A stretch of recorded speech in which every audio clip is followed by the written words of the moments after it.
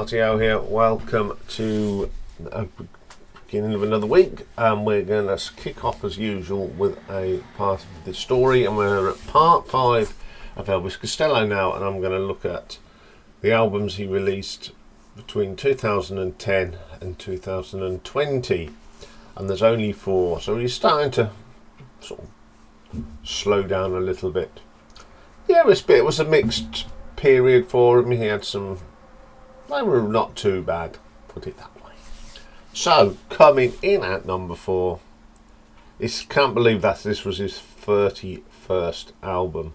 He released it in 2020 and it's called Hey Clockface. Lots of people play on here, so we'll just go through the track. So, the first track is called Revolution number 49. And just like Revolution number 9 from the Beatles, it's a really strange track. Funny noises on it, not my favourite track on the album, I'm afraid. Then we get No Flag. The guitars are alright, production's alright. Elvis's voice, a little bit. They're not laughing at me now. I do like this track. It's my second favourite track on the album. It's a great vocal from Elvis. It's more like it. Really good track. Newspaper Pain. It's not too bad. Nice little medley on that one. Melody, sorry. Then we've got I Do Zula's Song. Yeah, it's not the best track. Not a favourite of mine. It's just a bit meh. It's only one way to describe it. We Are All Cowards Now. I like this track. It is one of my favourites. Got a nice tone to it. I do like that. But my favourite track on here is it's a track that's called Hey Clockface. How Can You Face Me? I love this. It's got a very late 40s vibe to it. The percussion is brilliant. It's a great vocal from Elvis. Definitely the best track on the album. The Whirlwind, not bad. I like the piano work on this. The vocals are a little bit suspect, but it's not too bad. Hetty O'Hara, Confidential. Not a big fan of this. I don't like the vocal delivery on it, I'm afraid. The Last Confession of Vivian Whip. A bit flat, so it's not the best song on the album. And then we've got What Is It That I Need That I Don't Already Have. Good track, so simple production, simple instruments, really good. Radio Is Everything. This is a spoken thing. It's not a particular favourite of mine. Then we get I Can't Say Her Name. It's not too bad, very simple guitar. A nice little track. And then the last track, Byline. He just can't hit the high notes like he used to, but there we go. Yeah, this is a little bit mediocre in places. There are some outstanding tracks, but on the whole, it's not the best of albums for me. So I'm going to give this one an RTO ranking of 5 out of 10. Okay, coming in number 3. It's the 30th album, and it's with Elvis Costello and the Imposters, and it's called Look Now. Came out in 2018.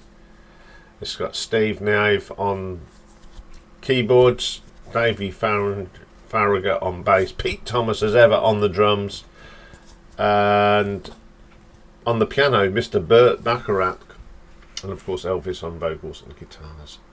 Underline, I love the trumpets on here. His voice is a lot deeper, but it's still got that great sound. Don't Look Now, written by Elvis and Burt Bacharach. Not a fan of this one. The piano work from Steve is good though, but his voice is a tad groggy. Burnt Sugar Is So Bitter. There's some brilliant drumming on here from Pete as ever, so it's not a bad track. Stripping Paper. It's not too bad. Elvis's voice has obviously dropped an octave. It's pretty good though. Unwanted Number, my second favourite track on here. It really sounds like the Attractions, well, the Imposters, because there's only one difference, isn't there? It's a pretty solid track, that is. I Let the Sun Go Down, a really good song. Some great drumming from Pete. Some really good vocal from Elvis on that one. We got Mr. and Mrs. Hush.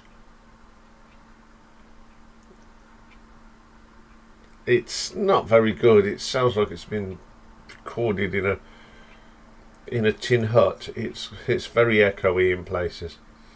My favourite track though is Photographs Can't Lie. It's co-written by Burt Bacharach. It's got that feel to it. Simple percussion. Great track. Nothing flashy. Dishonor the Stars. It's not too bad. Nice vocal there. Some nice playing on that one as well. Suspect My Tears. Again, he's hitting notes that he shouldn't be trying to hit now. Why Won't Heaven Help Me? A quirky little song. Great vocal from Elvis. I do like that one.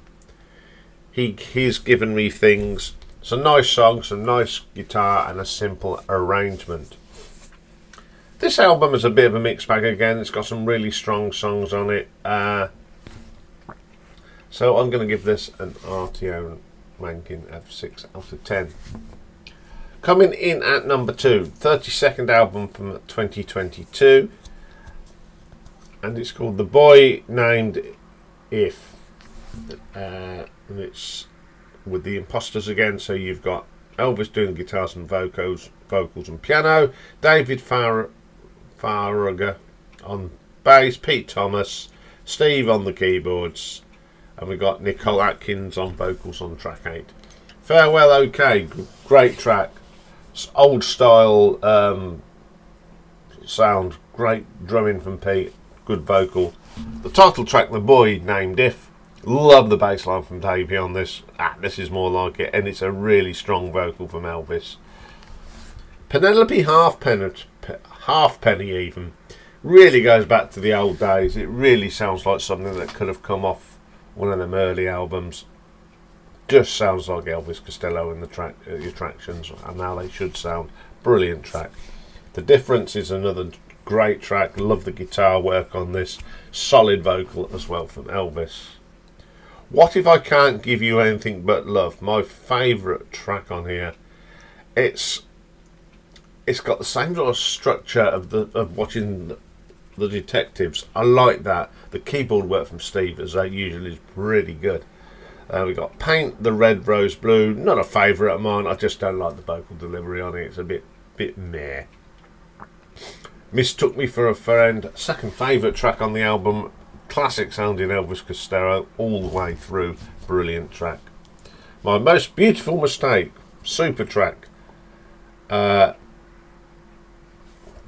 It's hard to you could call it the Attractions, the Imposter. It's got that great sound that they had. It's a brilliant vocal from Elvis as well.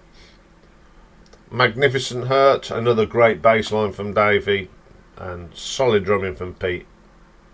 The Man You Love to Hate. I don't know what they've done to Pete's drums, but it sounds a little bit tinny. Spoils it a little bit. The Death of the Magic Thinking. Now the drums are great on here. Pete's out on fire. The vocal from Elvis is pretty strong as well. Trick Out the Truth, solid track. I love the beginning of this. That guitar, excellent. Mr. Crescent. It's just a simple guitar. Some nice vocals from Elvis. Good track to end the album. Pretty solid album. The early style of the Attractions, Imposters, whatever you want to call them, it's just a great album. So I'm going to give that an RTO ranking of 7.5. But my favourite album from this period is from 2010, and it's National Ransom. It's a solo album. It's got lots of people on it, and the first track is the title track, National Ransom. A really good opening track. It's got a bit of a rock and roll feel to it. Great vocal from Elvis. Really love that track. Jimmy Standing in the Rain. It's got that sort of 30s, 40s feel to it. It's a great track. You know, super sort of stuff. Stations of the Cross. The bass on this is great. A fine vocal from Elvis. Some lovely piano work on this. I think it would have been probably Elvis himself. A Slow Drag with Josephine is a very simple track with a great little guitar piece and some violin. Lovely. Five more Small Words. This has got that rockabilly feel to it. It's my second favourite track on here. The drumming on this is fabulous. Church Underground. Brilliant vocal from Elvis. I like that. You Hung the Moon. A really nice track. The strings really enrich this track, and it's a great vocal from Elvis.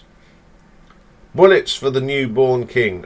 Very simple again. A little fine bit of guitar and a vocal from Elvis. I Lost You. It's got a bit of a country feel. This is written by Jimmy Lauderdale, so it's got that sort of feel to it. Really good track. Dr. Watson, I presume. It's a little sort of story with some nice violin. Then we get One Bell Ringing. Basic song, fine vocals, simple guitar, super track. The Spell That You Cast. Not a big fan of this. It's just broken up into little segments and it doesn't gel very good. That's Not the Part of Whom You're Leaving. Nice little country song again. I love the steel guitar on that, fabulous. But my favourite track on here is My Lovely Jezebel. It's just a rock and roll sort of track going on. It's really good. I love the drums in that. All These Strangers. I just find this song long, dull and boring. It doesn't go anywhere.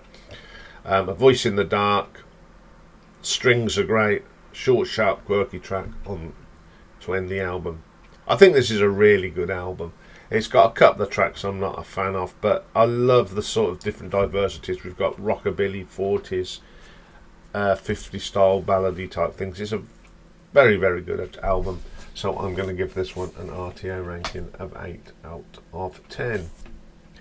So there we go. There's Elvis in the 2010s, 20s. Next week we're going to look at some albums that he collaborated.